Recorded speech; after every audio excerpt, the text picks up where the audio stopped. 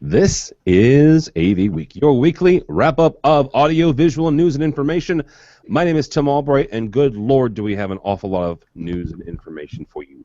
First, let us introduce you to the fabulous panelists who are going to give you the reasons for caring about the news and information. First up is Mr. George C. Tucker from, I don't know if your name is here or not, George Tucker from World Stage, engineering coordinator, and the left side of my brain. How are you, sir?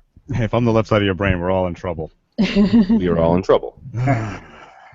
George is also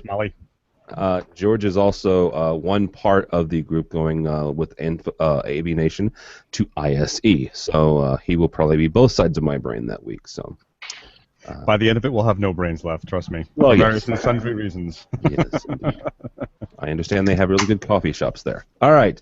Also with us is Christopher Janes, founder and CTO, Chief Technology Officer of Mersive. How are you, sir? Good, Tim. Thanks for having me on. Are you guys going to ISE?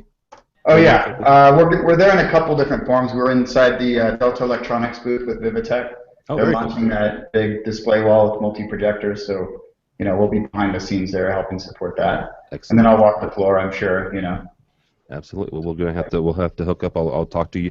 I'll have my people talk to your people, and we'll get you on. We're at least going to do at least an AV Nation there. I know. George is thinking about some other shows as well. So. Okay. Last but not least, be nice to her, gentlemen. Hope Roth. This is only her second time on. Hope is from One Vision. How are you, ma'am? I'm great. Great. If you're not watching the show, and she has her Twitter handle underneath it, it's one of the more interesting ones I've seen. At Beer and Pie. Yeah. At Beer and Pie together, but I'm sure it's fabulous. It's everybody's in their top 10. You put them together, it's just that much better. Does it depend on the beer and pie that you choose? I mean, can I have a nice IPA with a lemon meringue, or does it, Yeah. You can nerd it up and do a pairing, but it's actually the name of my album that I put out a few years ago, and there's a song on there called Beer and Pie. And every year around the holidays, I get tagged at least twice on social media of somebody enjoying a beer and a pie. So it is still a thing. Good. All right, so this is we're going to kick this off with as breaking news as we get, right? I mean, the AV industry is not known for breaking news. This is not what we have on a normal basis. But our old buddy Ted Green is one of the people that we go to when news does break. South Korean government, quote unquote, from strategy.com. South Korean government orders LG to halt OLED production line, launches investigation. Dun, dun, dun. So apparently, there's some gases that are used in the production of OLED, specifically nitrogen gas. Also, apparently, it's a bad thing when they leak, George. So, question, seriousness, it was an issue. There was a nitrogen gas leak. Is this a huge deal for LG? Is this, how big of a deal is it for them to have to shut down, production for a day or two or a week while they investigate what the heck happened? I think production-wise, it's going to be a problem. But I mean, because OLEDs are selling like hotcakes. Everybody's demanding them. That and the 3D motors, right? No. Yeah. Yeah. I actually, from a distribution standpoint, it's probably a minor blip until we know more. It's not Bhopal, for goodness sakes. Or Bhopal, I can't remember how you say that. This didn't cover a large swath of land and annihilate people. It's something happened. We'll see what it is. It's probably a blip in the radar. But it is a lesson for all of us to remember that a lot of the stuff we deal with isn't so nice. Especially in the fact that sometimes we damage things. The old adage I remember as a kid was if the tube ever breaks near your TV, don't go near it, don't inhale it. Yeah. Phosphorus could kill you. This stuff is the same, maybe in smaller amounts, but it's not pleasant at all. And we have to remember about disposal. I know that in the back of the past when Midori would talk about being green AV, this is one of the things that nobody wants to pay attention to. We make a lot of waste, and we make a lot of things that aren't so nice to the environment. So making them last is probably the best thing we can do. This is why you need to start a software company like Mr. James. Yeah, we don't have any nitrogen gas leaks here at Immersive. So exactly. Chris, in all seriousness, how big of a deal is this for LG or just OLED, OLED production in general? Yeah, when I saw that news, I thought about it a little bit. I mean, I'm trying to remember the exact numbers, but I think last year, maybe it was the year before, they sold about 30 million units. So if you do the math, 57, 52 weeks in a year, that's what, 500,000 TVs that they couldn't ship that in that period if they're really truly linearly shipping. So I don't know. Does that get made up the very next week? I don't understand their manufacturing process completely enough to know it, but the good news is they tend to manufacture fairly flat, unless you get a spike year. Like last year when the World Cup was happening, they actually had to ramp manufacturing just to sort of meet demand of the World Cup, because everybody's, of course, saying, now I need an OLED TV because there's a real killer reason to get one. So that's not happening right now, at least. Early Christmas would have been bad too, I think. But this time of year, not such a big deal, probably. Okay. All right. Hope, from your standpoint, how big of a deal is this? Maybe not just for LG, but for OLED in general. George, you did mention the fact that a lot of things that we touch and work with on a daily basis doesn't make such nice side products. Yeah, I think it's a good reminder that there is a cost to the products that we produce and the stuff that we use, and it's a good reminder that there are people in other countries building this stuff for us for the most part, and that we want to make sure that the supply chain is, green, safe, that we're not, I don't want to put a giant TV on my wall at the expense of somebody else who's having to build it and being exposed to toxic chemicals and unsafe working conditions. In terms of the long-term impact, I think it really depends on, was this a freak accident? Did somebody, was it operator error? Or is it a more sort of indicative of larger issues, and that could affect the supply chain, more long term. If it turns out that these companies were not building great plants, if the safety was not good to begin with, then they may need to shut down for a while, as they should, to be able to ramp up supply in a way that's going to keep folks safe. Yeah, absolutely. And the one thing about South Korea is they're pretty stringent when it comes to safety and health. I mean, they're on par and sometimes excessive, but more stringent than the U.S.'s OSHA guidelines. It's not like they're making it in the back 40 somewhere. They actually have guidelines and try to keep their citizens safe. So. From our buddies over at SCN, the fourth annual Hall of Fame. That means that we've tackled this at least 3 times, George. Hope there was a couple of consultants and inventors. Lord Ivy from Atlas Sound, George Feldstein from Crestron was on here. Jan Sandry from FSR, a number of really great AV inventors. Spinatar, the founder of Spinatar, Jeff Irvin, was on here. The one thing I found interesting about this article was the fact that they kind of split it up into manufacturing and so the people that make AV products and the people that install the AV products. Is there any other categories maybe that SCN could do for next year's list of for their Hall of Fame that maybe I don't know. Programmers or I don't know what I'm software something like that. Is there another category or two that they can hit? Podcasters, yes. Podcasters. Well, I'm are you bucking for a nomination? I am not bucking, but George Tucker should be The man is a legend. He is. In my own mind. Yes. Well, as a fellow programmer, I'm all about the programmers. I think you could probably make a category for innovators. There's somewhere in between the folks that are hanging the stuff on the wall and the folks that are figuring out, what to build, or the people that are taking that, that stuff and doing cool things with it. So, consultant, programmer. Okay. Speaking of innovators, that was a very nice segue. Mr. Janes, I would put you in that category, not just because you're on this program, because the immersive stuff is very, very impressive. It is AV from a software side. I mean, you guys do some really interesting things.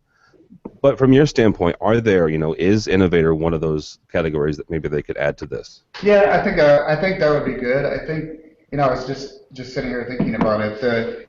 The category I'd probably add is more around the customer side, because what ends up happening, especially with us, is we end up getting in conversations with really innovative end users.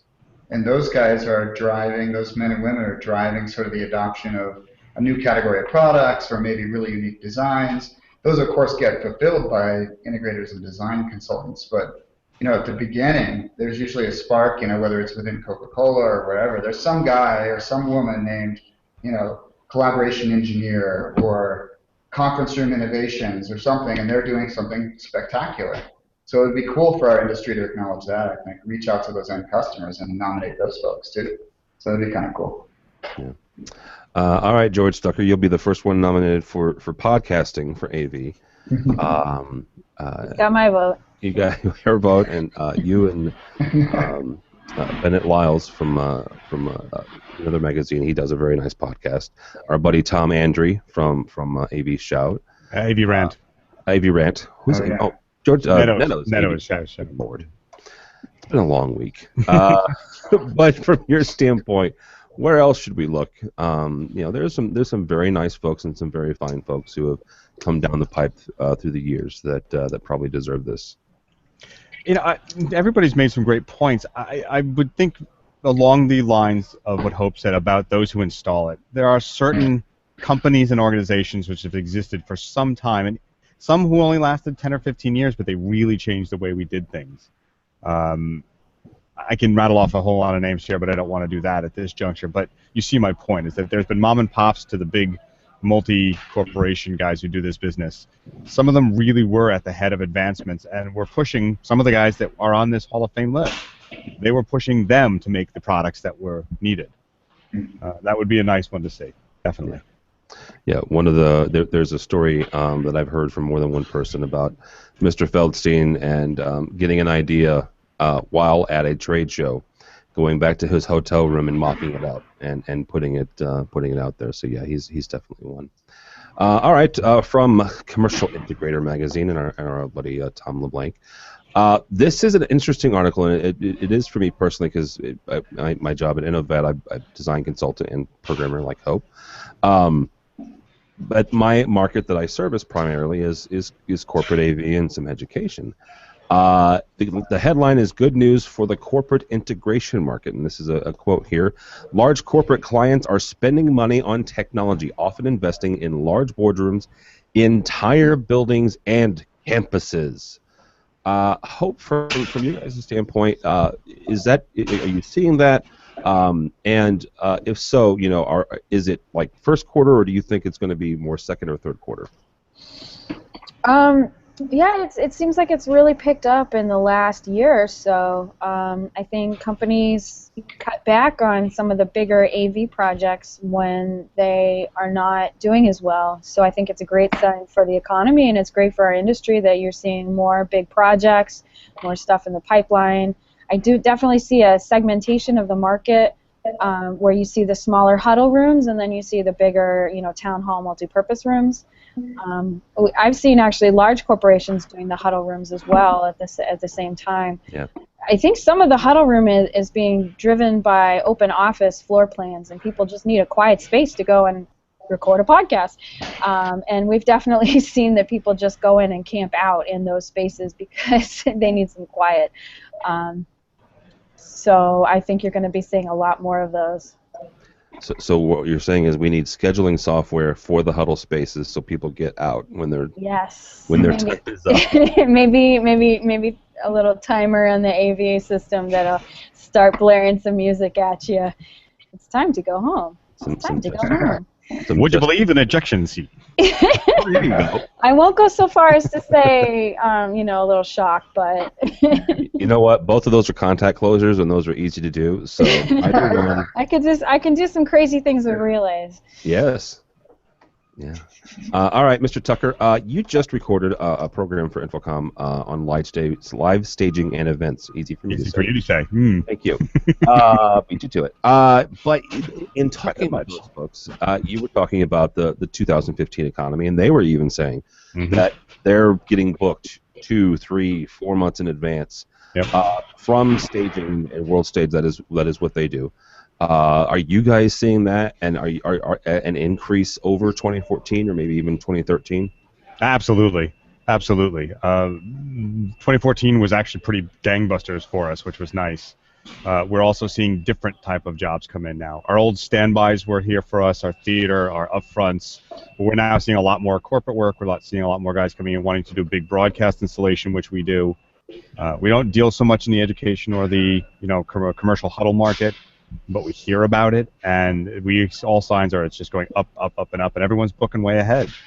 I think part of it is like Hope said, everyone needs a team space. The open platform or open space is nice, but you need that point where the team is meeting to have a quiet space. That's technology. The downside I see to it is that they're spending more. Well, they're doing more, but they're spending less at each one, which could be both a good and bad thing. Right? Ford was the one who said against all his competitors and associates that he would do a cheaper car, just more of them, and they thought that was insane. That's happening sort of with this right now, and I don't know if we've readied the model to accept it. Maybe some have, but I'm not sure yet. It's an open question. Okay, no, it is an interesting question, and back to Hope's point about the increase of huddle spaces. Absolutely, I mean, I've personally seen them as well because they are less expensive, right, than putting in a giant VTC room with soundproofing on the walls and making sure that the table is such and such, and you have shades and this, that, and the other. You put in some sort of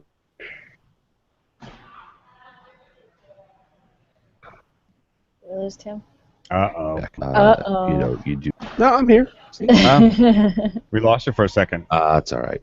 It wasn't important. So, I was just saying that they are speaking about Hope. Of course, it was important. I was saying to Hope's point, talking about the huddle spaces, we are seeing more and more of those because they are less expensive to put in.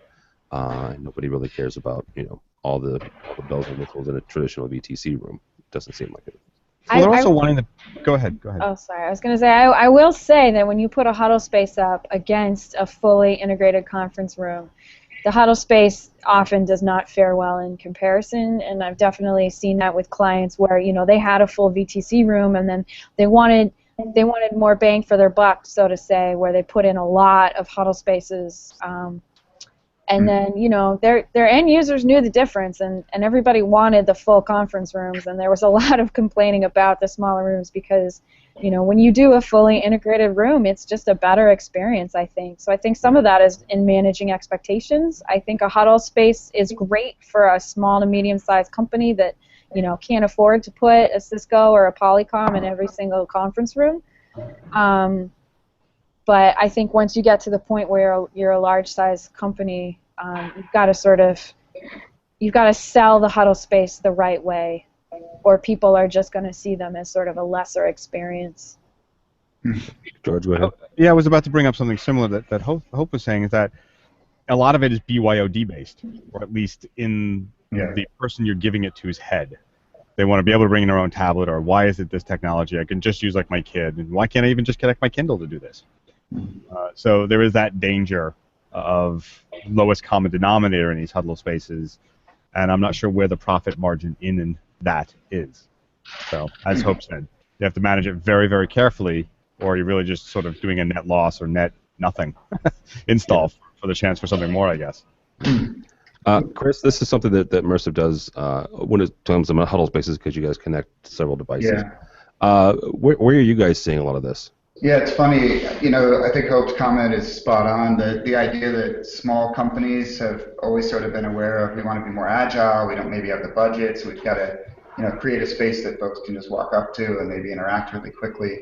That's partly price-driven, but it's also driven by just behaviors in meeting spaces that slowly have been changing. And I just had a meeting yesterday with a really large corporate customer who said, we have 50 to 100 sort of fully integrated high-end VTC rooms, but we've got 700 other spaces that we've identified that we want to claim as AV. but we don't want to go full integration. And they range from things like traditional huddle spaces, I'll call them, where you've got stocked on chairs and maybe a walk-up height table, things like that, all the way down to public screens that used to be used for digital signage right outside of a cafeteria space. So those they want to claim as collaborative spaces, because if I'm walking down a hallway with you and we have an idea, why wouldn't we be able to have a quick conversation and then take hold of that display and start to use it? So I think it's kind of a continuum. It's all the way from the fully integrated VTC that's important, all the way down to every little sort of corner, nook, and cranny that you might have in a big company. So, from a profit perspective and what the dangers are there, I don't think you have to be too worried, because the large customers will always need the big spaces. But what they're saying now is, on top of that, we have whole buildings that used to be ignored from an AV perspective that they just don't want to be any longer. So I see it as sort of icing on the cake and additive in a sense. I was going to ask, Chris, do you find that you have to retool your team to accommodate those huddle spaces over the bigger one, and are you having separate teams, or how are you managing that kind of resource division? Oh, interesting. So are you asking from here? Well, in general, since you do it. So, I'm curious. Well, because we don't get into the integration side, our integrators and resellers definitely have to think about the differences for sure. From our perspective, the software is uniform. So, and that's actually a real key, and that's a trend we're seeing now, whether you're like a Fortune 5 that has really expensive high-end collaborative rooms, all the way down to small and medium businesses. The user interface to how do I have a meeting, how do I get it started, how do I kick it off, has to be seamless as you wander through the space. So if I go from a meeting that's a boardroom meeting all the way down to that display outside the cafeteria, that's uniform, so that's good news. We don't have to reinvent product for that. But yeah, integrator behaviors certainly have to change, and I'm going to turn that phone off. Okay. Well, I didn't know that, or the traffic in Secaucus, New Jersey was just going. There we go. All right. No, I'm near the trains, not the traffic. Oh, the trains. Yeah, trains. Yes. It's all. I have a train yard right outside me here, so. I wanted to point one thing out, though, Tim, really quick on that. The growth number in this space. So it's 13% is what I've heard quoted. I think even in that article is the year-over-year growth that is expected for the next couple of years. Yeah. I've seen another report that talks about 16 to 18% growth in just the IP segment of that. So the internet infrastructure, IP video, etc. That's a even more acceleration growth over the next little while. So if you're an integrator and you're worried about where you want to be placing your bets, that's definitely a place to be looking at. Yeah, it goes back to something that folks on this show and others have talked about for a couple of years. If you're in AV and you're not at least looking at IT, God help you. You've got to be doing it. Yeah. Interesting conversation on Twitter this week, and this is from EH Daily.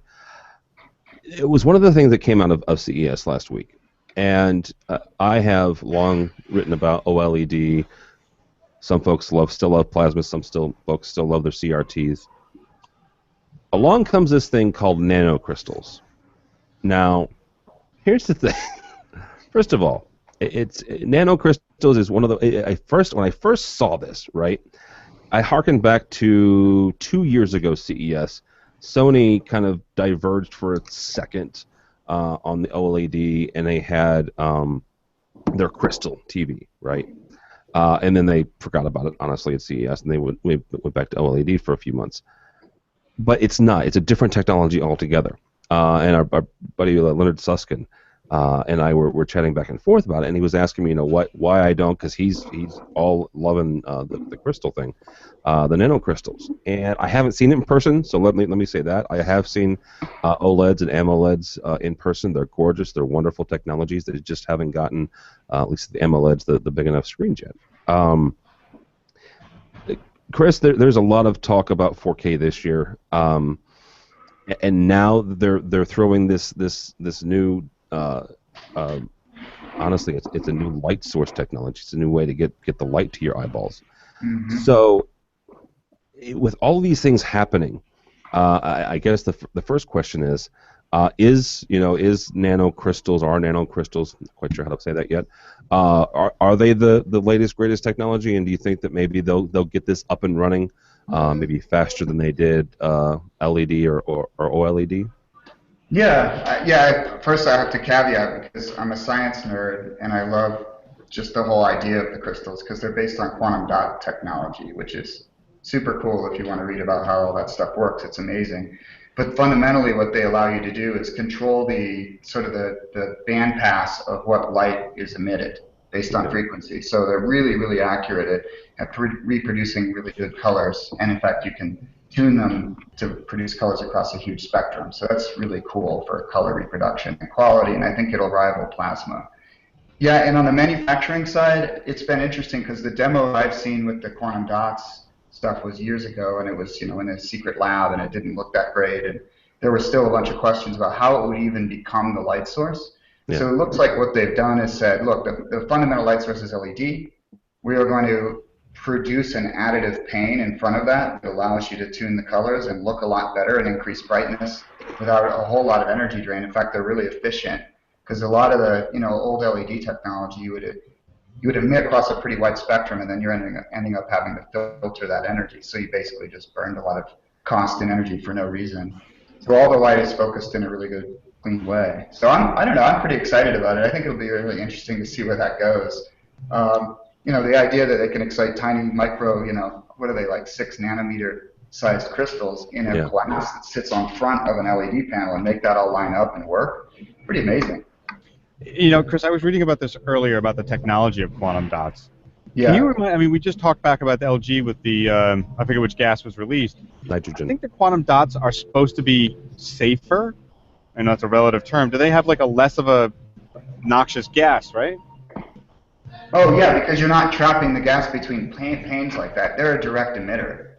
So if you excite it with a current, all you have to do is get a current to the crystals, and then they will emit at a particular frequency, and it's based on what the shutoff current is and things like that, what frequency you get out. It's pretty amazing. So you aren't doing things like having these like plasma panels that are trapping fluids that nobody wants to touch. And yeah, that's a good point. I hadn't really thought about that. That's cool, George. So, George, what you're saying is that these nanocrystals are the greenest displays on Earth. I wouldn't quote me on that, but it seems like we're getting there. It seems like I'm not. I did say it kind of flippantly, but that is what we're saying. I mean, it does go back to that first article, right? If that is truly how these things work, then I still want to see one in person before I say, it's the latest greatest. But yeah, Georgie, from your standpoint, is this going to be the one that overtakes maybe OLED before OLED gets off the ground completely? From the sounds of it, I'm thinking that's very probable. But it depends on how well they can produce the quantum dots in these strings and sheets to get them to be manufactured. I haven't seen much out there yet, and they weren't showing a heck of a lot. So we'll see how that technology rolls out. As Chris sort of touched on, the process is quite intensive, although simple in technology. It may just take about another couple of years for them to be able to mass produce it in a way that we'll say, oh, yes, that's my quantum dot monitor. I'll just buy it off of Best Buy. I don't know how close we are yet. I think we're getting there. Yeah, we've said that about OLED as well. So. It's there. It's there. That's true. Well, and that was the same question to you, Hope. Do you think that this, the production, assuming certain things, right? Assuming that they can get the production ramped up, and assuming that it can be, somewhat, not somewhat, assuming it can be profitable for companies like Sharp and Sanyo and good Lord, Samsung and LG. Do you think that this has the capability of overtaking and being the dominant display? I haven't seen them in person, so I think some of it is going to depend on how the picture looks versus the price point, and then some of it is just market forces and things you don't understand. They could be the Betamax to VHS, where there's an argument made that, the best product doesn't always win. But I actually have an inside track on one of these companies because my husband does their IT support. So I'm trying to get in there and get them to show me some stuff because it is pretty exciting technology. So you say you have some inside information on IPOs? Not what she said. There's 3 of us here, so no one else will know. The FCC gives us enough problems. We don't need the Securities and Exchange Commission's coming down on this. Good Lord. No, I'm saying I have an inside track of hopefully I'm trying to set something up to go in and do an interview and talk to some of the folks that are making this stuff in person. Stay on the IPOA. I got it. You can see quantum dots in the Kindle Fire now, right? Didn't they release the HDX that has a quantum dot based display? I know it's not, big format and video based, but I think they're using that now in the Kindle Fire. On the newer ones, right? Yeah, it's definitely worth taking a look at one. It's kind of cool. Good old Jeff Bezos. Give him a couple of neat toys to play with, and he'll be all right. Yeah. All right. Let's see. Here we have a couple just kind of 3 or 4 different stories here that I'm going through. Let's keep on 4K here real quick. Yes. Yeah. Forget that one. Yeah, not that one either. Yes. Let's talk about Neil Young. Good old Neil Young. Hope, have you seen a Pono in the wild yet? Has anyone seen a Pono in the wild yet? If you're not familiar, Neil Young had a Kickstarter for his new media player, and I believe it's called a Pono. It's not kidding here, and let's see if I can figure out how to do the screen sharing, because typically in the last few weeks I've really jacked this up. You guys, if you can see it or not. Can you see it? I see black. You see black. Okay. Because you have your two mouse. screens. I see a mouse. That's right. You see a mouse. Lovely. All right. Well, never mind then. It's an interesting. It almost looks like an iPod Nano, honestly. But it's a music player, right? It's one to rival the iPod. So Hope, is this? What do you think about the new Pono player from Mr. Young? Anything that gets us to start listening to better quality music, quality sounding music, is something I'm all for. I think a lot of people are sort of married to their iPhones at this point. But I think the most interesting thing about it is that he's really trying to take his technology and sort of give it to folks, or license it, I should say, and get it out there. And I think that's actually more exciting, is that hopefully maybe we'll see some other people upgrading what they're using, because I am a musician, and it is a little sad that we're all listening to highly compressed stuff on earbuds. When you really sit down and listen to good music with a good sound system and a good high quality media, it's so much better. Yeah. Chris, from your standpoint, you've invented some things in the past. This is Mr. Young. This is Neil Young's baby. What do you think of the new Pono player? I think it's cool. It's laudable. When I saw it, I started to wonder. When I saw that Kickstarter first come out, I sort of wondered, is part of the demise of the distribution and music industry partly due to this sort of belief that you can just listen to low quality, low bit rate video and audio and assume that that's good enough and everybody will pay for what they used to be paying, and then suddenly we find out, no, they're not paying. Maybe there's another market to be had here, based on the Pono player and a different distribution model. I think probably to be successful, they probably have to get inside of some of the other bigger ecosystems. So he has to be able to license that to Apple or somebody that would actually build a device that ties back into their own distribution. And maybe there's a high-end distribution piece that people are willing to pay for, I know I walk a long way in the cold just to get to the record shop and buy vinyl, so I would probably pay to have better stuff inside of my mobile player as well. Yeah. Well, and maybe he says, that go around Apple altogether and hooks up with Amazon. We talked about the Kindle. Amazon has quite a substantial music library that you can purchase from, so that when not that I want to give Neil Young any advice on business. He's doing fine on his own. George, according to the article, quote unquote, Pono player is the start, Young said. If you want to license the name, Pono will certify you, whether you're creating a phone or any other device. I saved you for last because you were my favorite audiophile.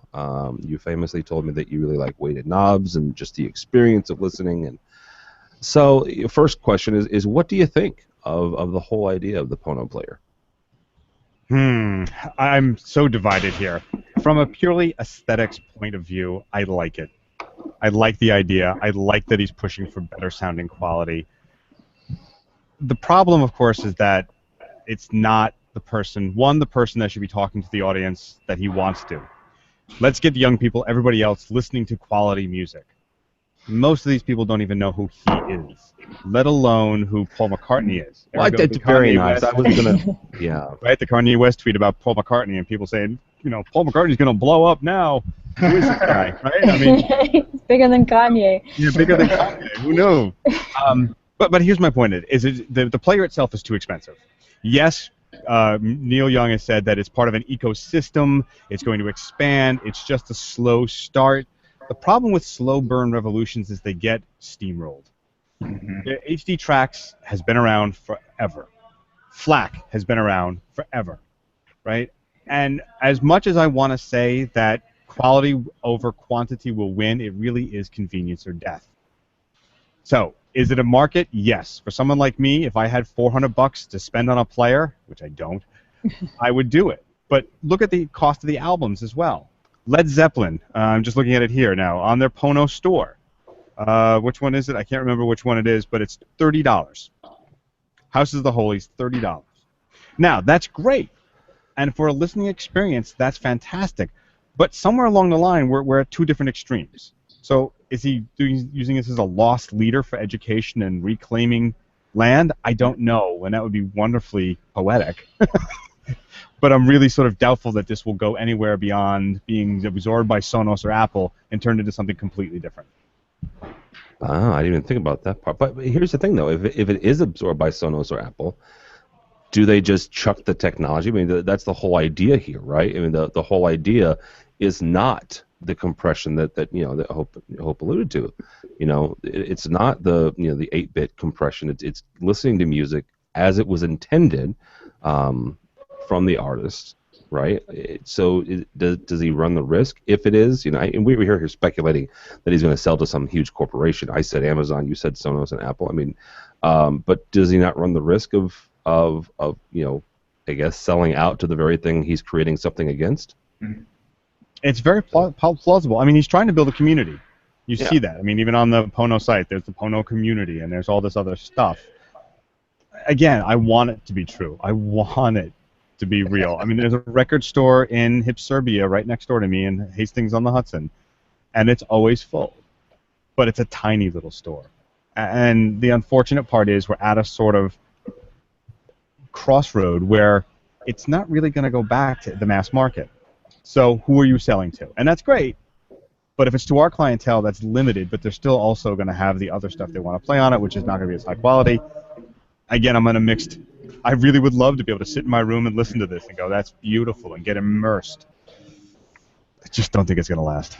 So is this maybe more of a boutique item then? Very much so. It is the leather-bound, gold-plated, version of Dante's Inferno. Yeah, with the original Latin on the left side and the exactly English on the right side. Yes. I think it's akin to why can't I think of it now? The artists' drawing pads that they really loved so much. The oilskin, whatever the hell they call it. Moleskin. Moleskin. Moleskin. Yeah. Those are beautiful, but for every day they're not. But they're an item that you choose because you want to feel something. That's great, but they're not selling to the mass market. It's sold in an art store. You're not getting it at Staples.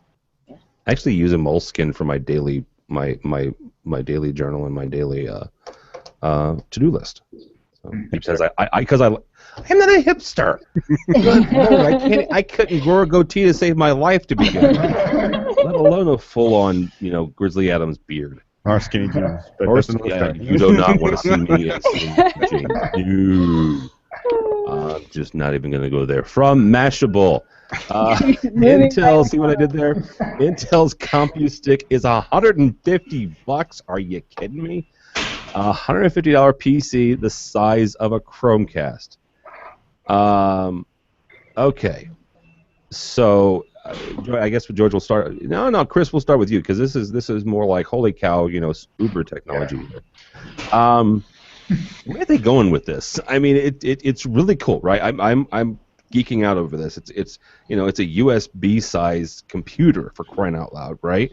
Yeah. Where I'm not old enough to remember this, but 50 years ago, you look at the Turing machine, which a lot of people consider 50 years ago, a little 70 years ago, 80 years ago, the Turing machine was the size of a barn, right? My dad worked in a data center in the 80s where they had big, giant magnetic tapes to hold, to hold things on. And then you get into the desktops and this, that, and the other, and then of course the first laptops, and then the the ultrabooks, the ultralight ones, and now we have one the size of basically a USB stick. So Chris, where are they going with this? Yeah, it's funny when I saw that announcement at CES, it was a little bit like, why did it take so long for me? Because if you look at HDMI sticks and Android and that ecosystem and systems on a chip, they've been under pressure now for, I don't know, since the rise of the cell phone to get great video, great graphics, great compute architectures on tiny, low-powered processors. And Intel has been able to sort of stay out of that game for a long time. With the success of things like the Chromecast dongle from Google, I feel like they needed to get into the play a little bit. It's funny because we've actually, I've already talked to some folks at Intel who are going to try to get me a couple of those things because we of course say, well, let's run Solstice on it and see what happens. Yeah. We had a higher ed customer that had taken already the Windows to Go USB stick, which is basically a boot drive that you can launch Windows through an HDMI stick and stick it in a bunch of signage displays, and we're already doing Solstice that way. So I feel like it's a great, it's a good thing for us. It's another socket. But if you go look at sort of what's driving those kind of form factors and processors, it's video decode and it's computer graphics. So good GPUs. Tegra 4, for example, you can buy in a tiny little box that's probably, I don't know, this size. And that unit outperforms many workstations that I have here in my office. I mean, I can grab that guy and run Android on it. And what happens is you got a lot of these kids that game at home and they don't want to go out and buy an Xbox 360 because, well, hey, I'm just using it for Candy Crush on my spare time or whatever it might be. You get pressure now. So as soon as you have consumer pressure on technology, it evolves really fast. So I think, Intel's now in the game. To be honest, though, it's like Bay Trail, I think, is the graphics architecture on the Windows thing. So it's not like you could download, a 3D game and go to town on it. It's just not going to have that kind of processing power. But it'll be interesting. I think for business users, that's a huge game changer. Well, I was going to ask you, is this something, and not that I'm asking you if you're, if you tell me it's a top secret, just tell me to shut up and I'll move on. Okay. But is this something that you guys could take, right, and start OEMing your own immersive sticks and selling them to your integrators? And not worrying about their IT staff. You guys have the IT staff. You put them on these sticks, and then you sell them for $500-600. So without getting in trouble with my marketing team, I will say the vision of Solstice all along was that the world's display infrastructure, not high-end corporate display infrastructure, but the world's displays should be shared in a communications landscape. So if I go to a K-12 classroom, or I go to the local sports bar, or wherever I'm at, why can't I use those displays to share media, to communicate in a more seamless way, etc., right? So you can imagine if that's the vision that we started this whole game on, and we're growing the company on, we are not going to be putting on high-end hardware to pull that off. So, watch us in the next 4 months or something, and you'll see something pretty exciting. Yeah. 4 months or 3 weeks, because ISE's in 3 weeks, brother. Oh, yeah. Well, I won't be announcing anything at ISE. But all right. Mr. Tucker, where are they going with this?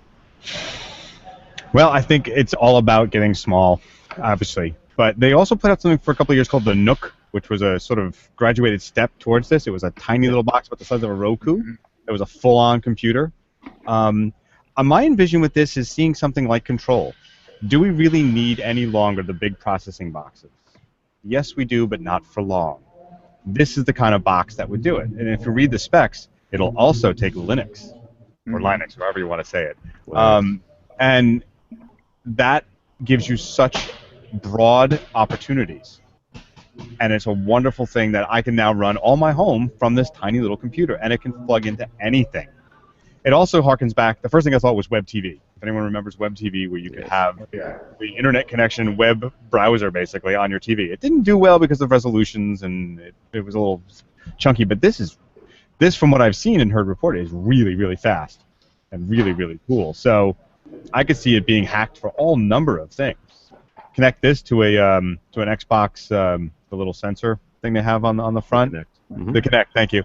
I mean, you've got something really amazing there.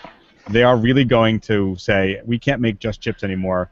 We've got to be able to make our own markets, and they've been doing it stealthily for about 10 years now, and the last 5 have been really, really obvious, and I'm really looking forward to what's coming out from them soon.